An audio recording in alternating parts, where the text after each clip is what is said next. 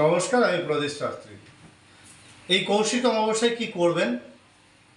যাদের বাড়িতে negative energy আছে তারা বুঝবেন কি করে?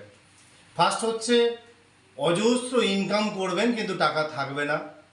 সাংসারিক অশান্তি, স্বামী স্ত্রীর মধ্যে মিল থাকবে না, কারণে অকারণে ঝুট ঝামেলা অশান্তি হবে।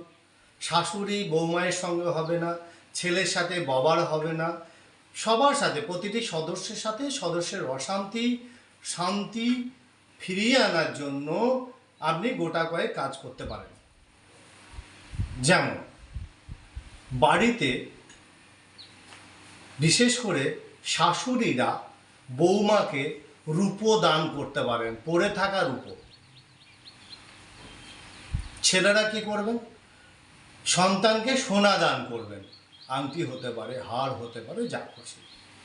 এটা এক নাম্বার গেল। দ্বিতীয় নাম্বার হচ্ছে, একটি প্রদীপ বাড়ির মেন গেটে একটা তিলের তেলের প্রদীপ জ্বেলে রাখবেন।